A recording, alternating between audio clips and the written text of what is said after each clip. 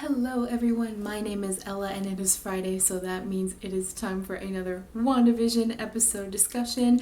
And ooh boy, do we have a lot to talk about this episode, so let's just jump right into it. As always, we will be covering spoilers in this video, so if you haven't watched episode 5 of Wandavision yet, pause this video, go run and watch that, and then come back to this. Honestly, I don't even know where to start with this episode, and I have so many thoughts going on in my head right now that I'm just gonna kind of hit some of the highlights for this episode because I really don't know that I can coherently form any kind of theory or anything like that. So we're in the 80s this week, which who doesn't love the 80s? They have their twin boys and they are still babies at the beginning of the episode. I thought it was interesting that Wanda expressed such a need to have control over the babies.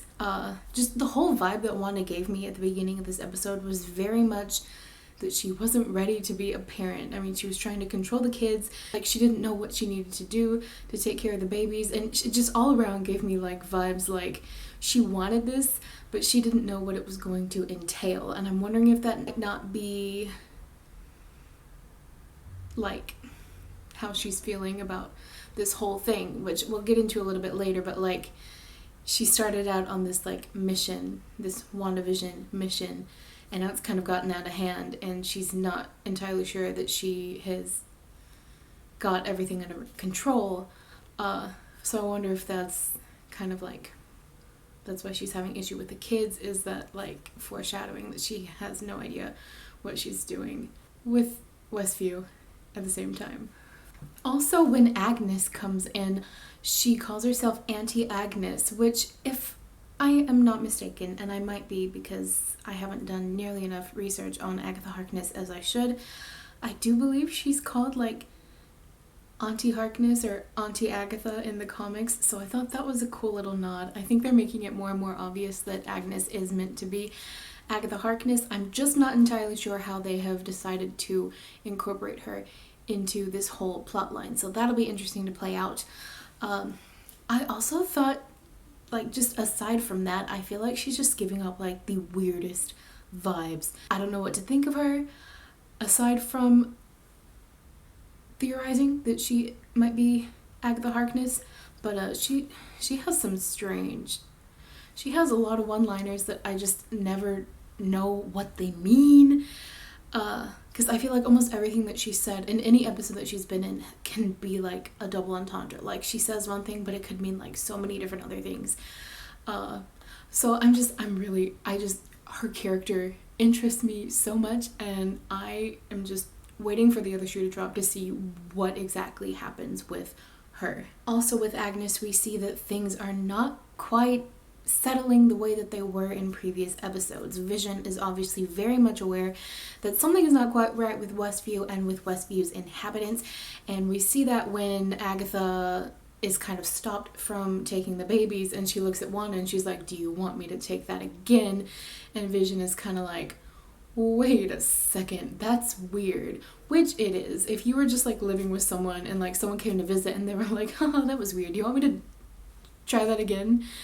That is 100% weird, and obviously we as the audience know what's going on and we understand why that's happening, but yeah, that would be so unsettling.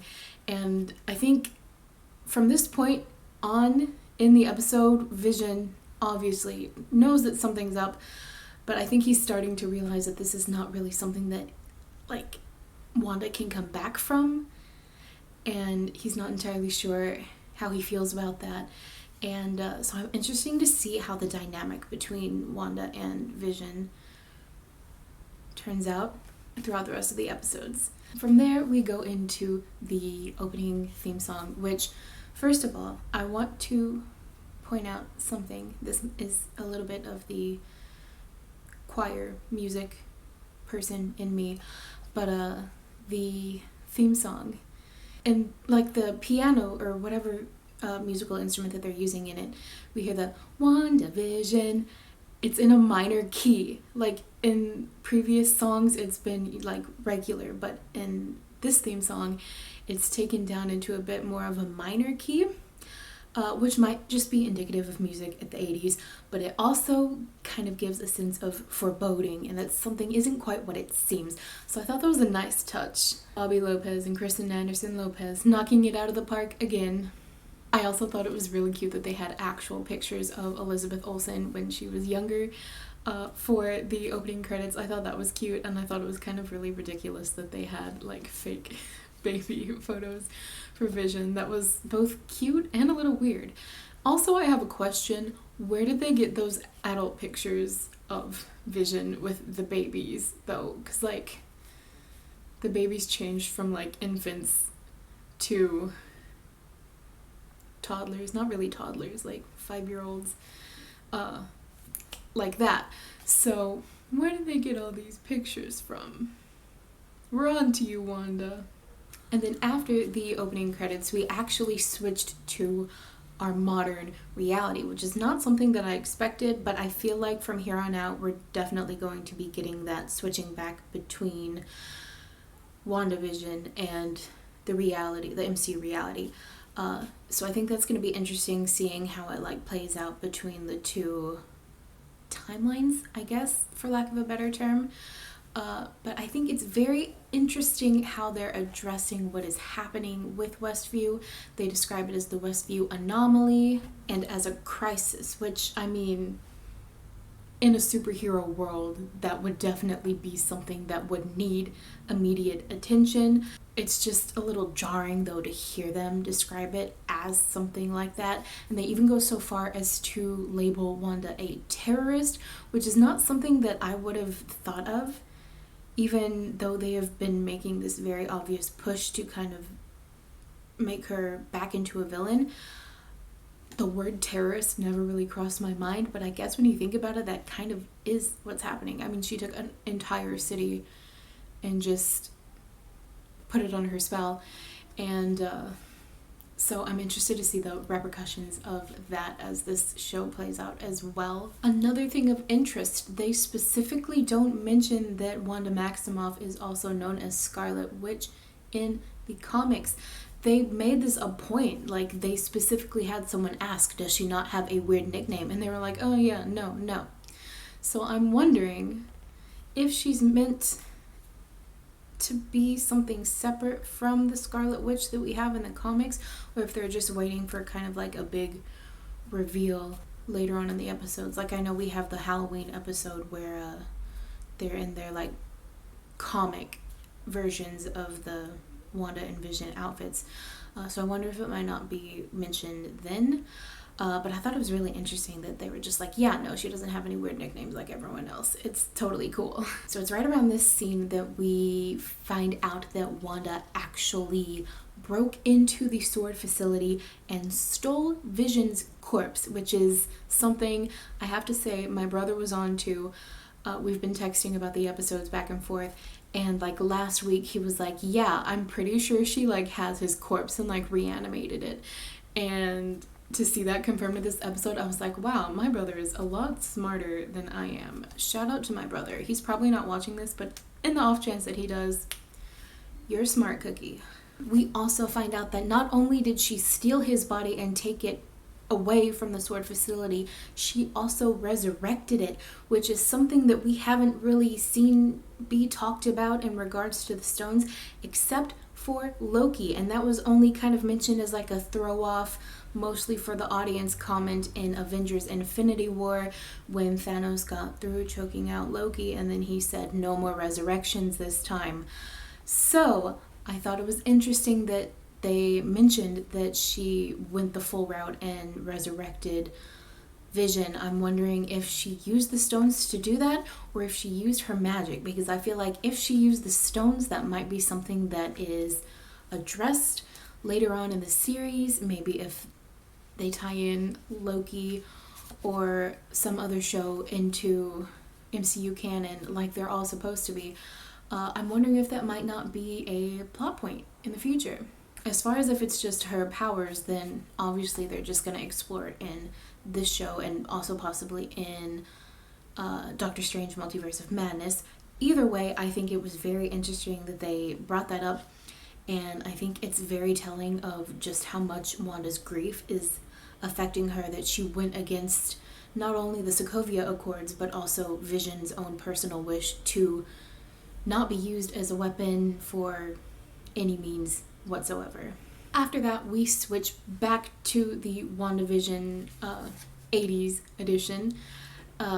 And I noticed that we are slowly getting back up to a 16:9 resolution. It's not quite back up to that point, but the screen is getting a little bit wider and longer as opposed to the smaller, boxier shape of the 50s and the 60s. Right around here is also where we see the kids starting to age themselves up for the first time, or the first time that we see them actually like consciously doing it themselves.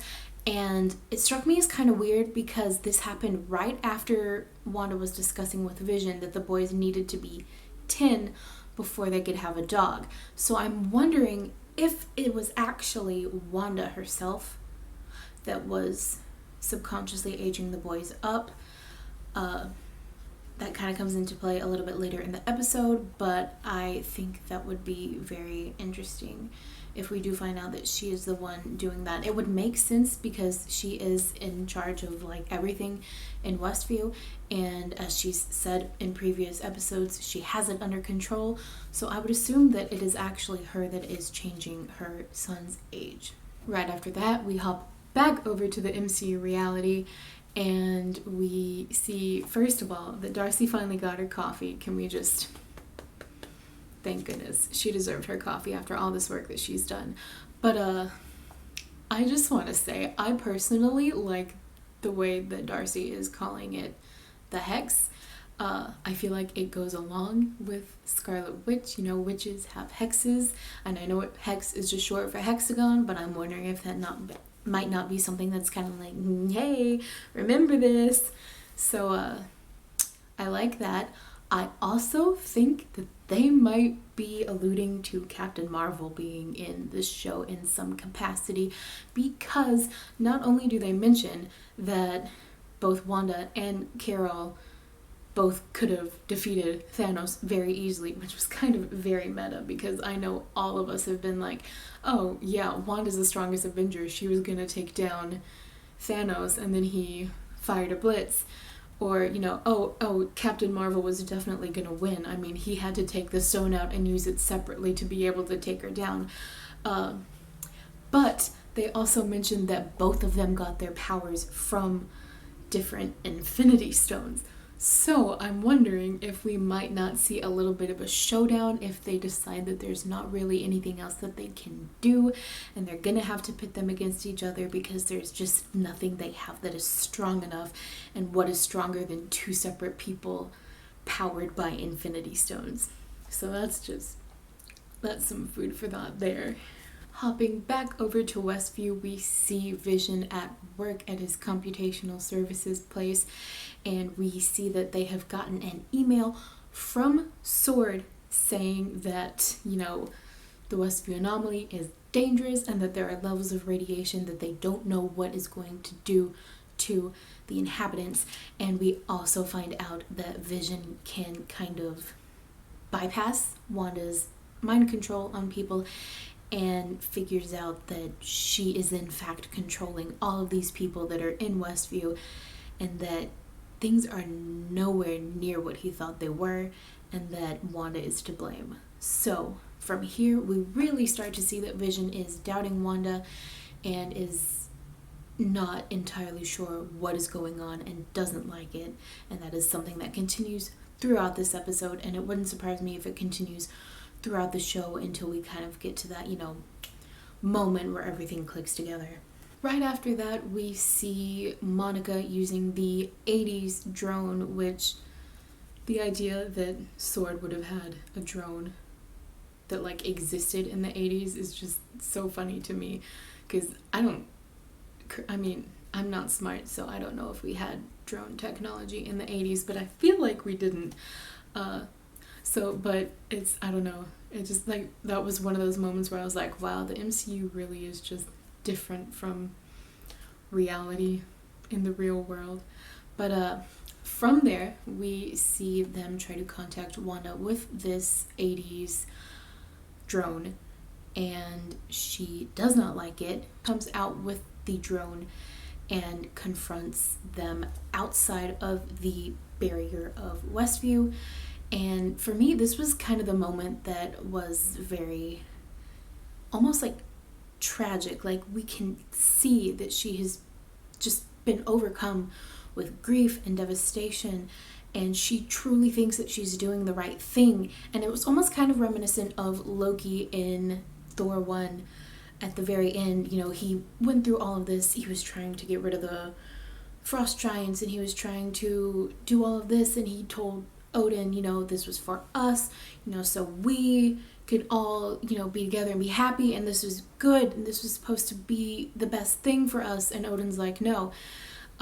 So it was, this moment with Wanda was very reminiscent of that, because she's doing these terrible, terrible things that she truly thinks is what she needs to do to cope.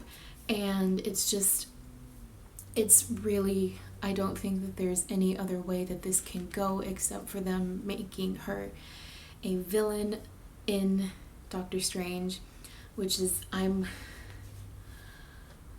don't want to say it's out there, because she started off in the MCU as a villain. It's just like, I don't know, it's just, it's devastating, you know, to see someone hurt so much that they think that the only thing that they can do from here is to hurt others so that they kind of feel the same grief that they're feeling too. Like, it's just, it's such a devastating plot arc, and I'm really, like, it's just sad. Like, you can tell how much Wanda is grieving and just going about it all the wrong ways.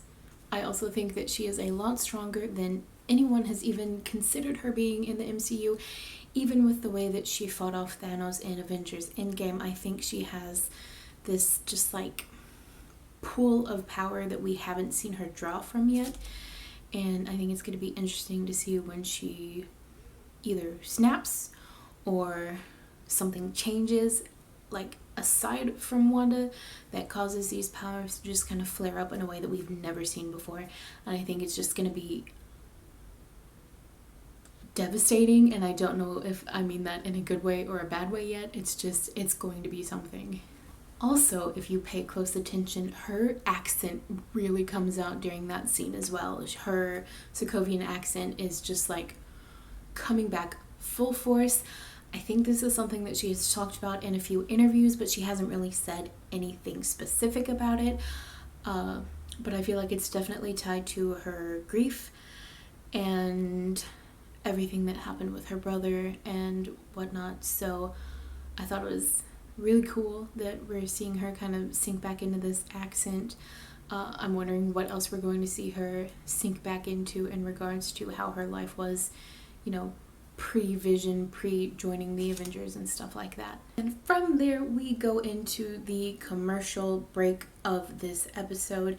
And I don't want to say that I saw this coming, but I did see this coming. I think somewhere in the third episode, maybe the fourth, I kind of started correlating the commercials to things that are happening or that have happened in Wanda's life that had a big impact on her.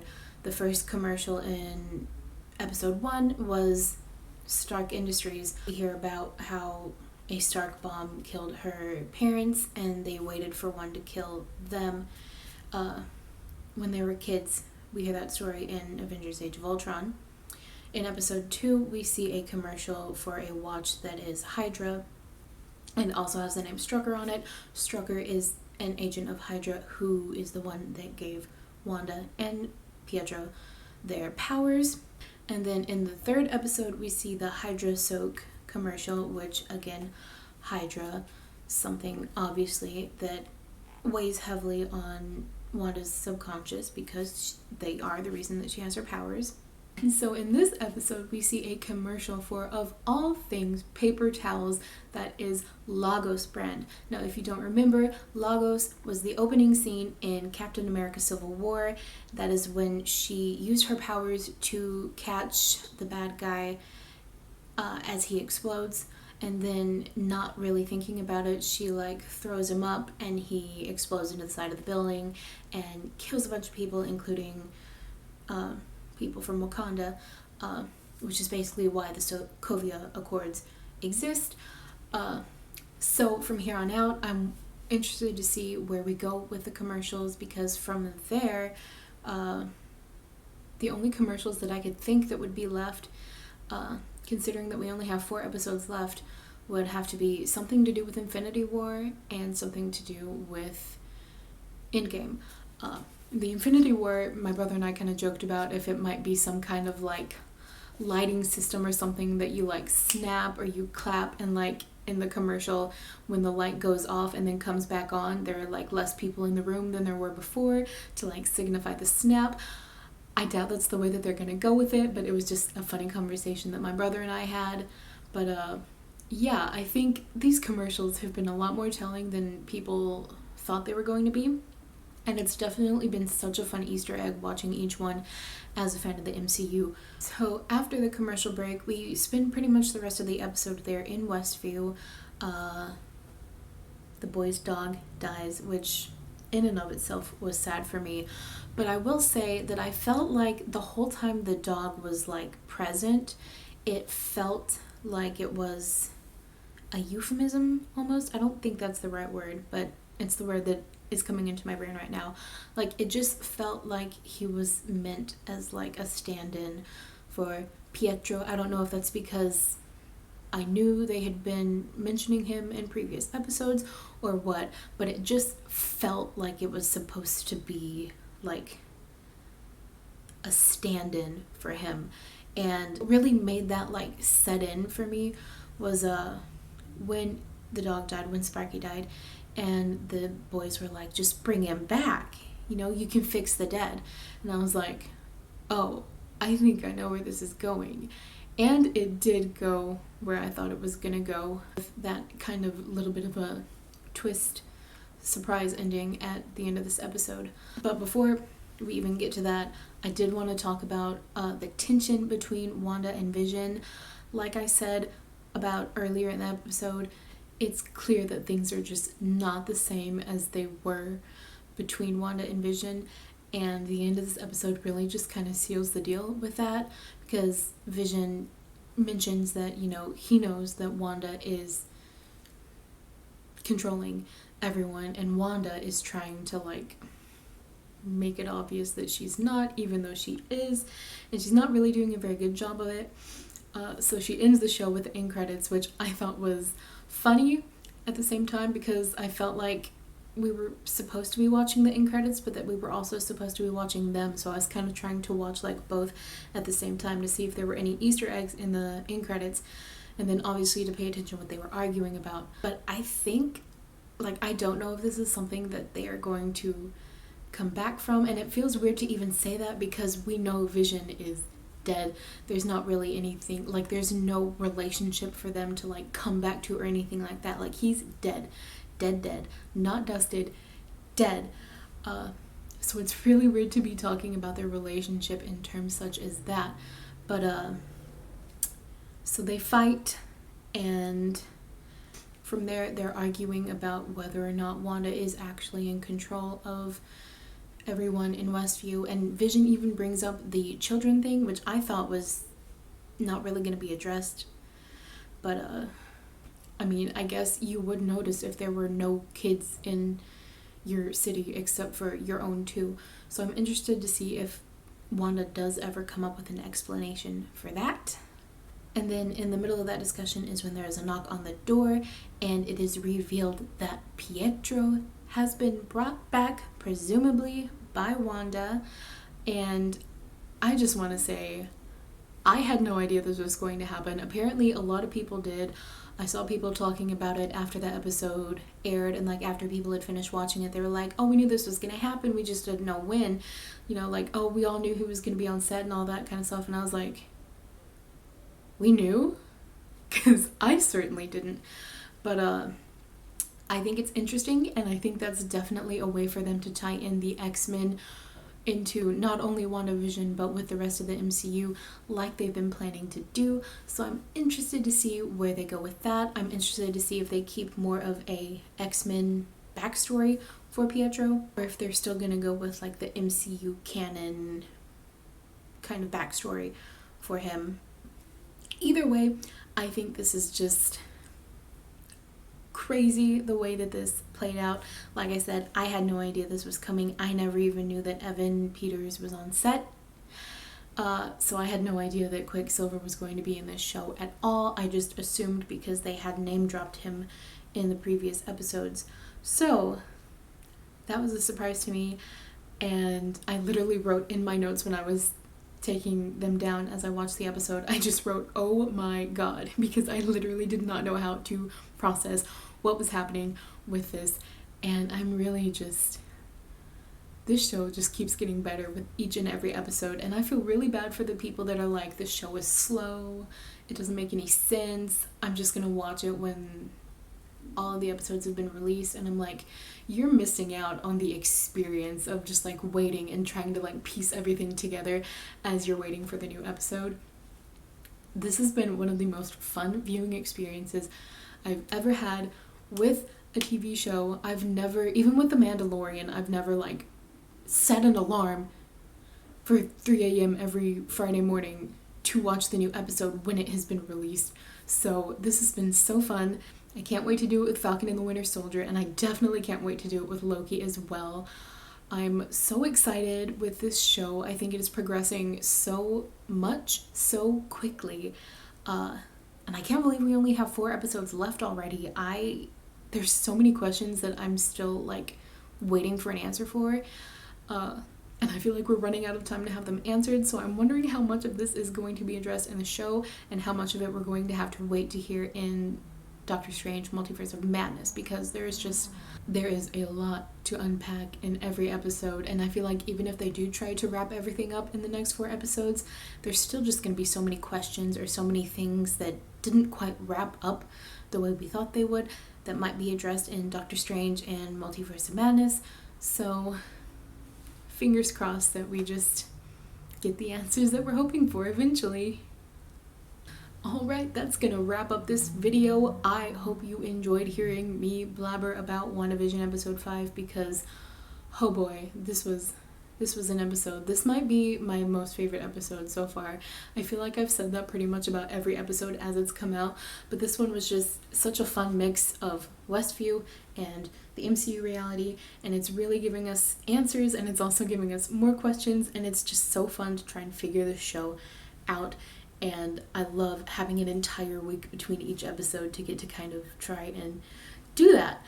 If you have any theories or questions or things that I forgot to point out in this video, drop a comment down below. Please like this video, subscribe if you haven't already, click on the notifications button if you would like to get a notification for when I post a new video. I will be back on Wednesday with a regular video from my channel, and I will be back again after that on Friday to discuss WandaVision episode 6. Thank you all so much for watching, and I hope you have a wonderful weekend. Bye!